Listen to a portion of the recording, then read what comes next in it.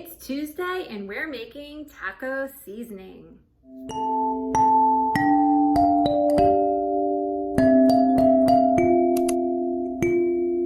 Hi, Charlene from the Smart Coupon Lady. Welcome back to my channel. I'm so glad you're here.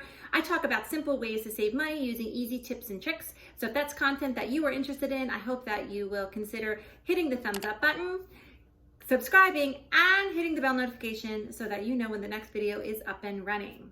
So tonight I am making tacos for my family and I am making homemade taco seasoning. So if you've ever watched a recipe video of mine before, you will note that I always make recipes that are super simple and budget friendly. And taco seasoning is just that. But that is not the reason I started making my own homemade taco seasoning.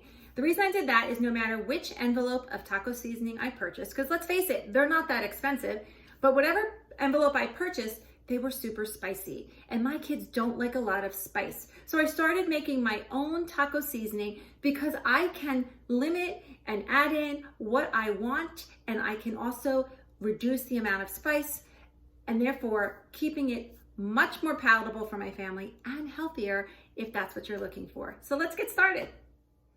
So these are the ingredients that I am using. I'm using chili powder, paprika, cumin, onion powder, garlic powder, and sea salt. And if you notice my packaging, most of it either comes from Aldi or a dollar store, except for the sea salt, which actually my sister gave me. But I did notice recently that the Dollar Tree had sea salt in a pretty large container for only $1. So the first thing we're going to start with is our 2 teaspoons of chili powder, followed by 1.5 teaspoons of paprika.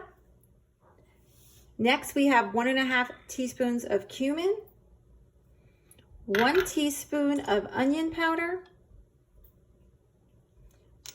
3/4 teaspoon of garlic powder, and 1/2 teaspoon of sea salt.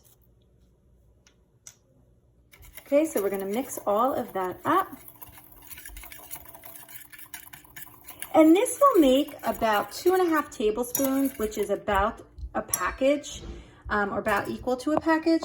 But I usually make this in larger batches, but for the video's sake, I just did it in 1 serving. But what I'll do is either double or triple the recipe, and then I will store it in a jar so that I have it available when I want to make tacos or I want to make fajitas or whatever else needs taco seasoning. But I always use about 2 to 2.5 tablespoons of the seasoning. And here is my single serving taco seasoning ready for tonight. So if I was going to make more, I would keep it in a glass or plastic airtight container in my pantry so that it was ready for me whenever I needed it. And one of the great things about this recipe is that you can tweak these different spices so that you can make it to your liking. So that's going to be the video for today. Thank you so much for watching, and I will catch you in the next video.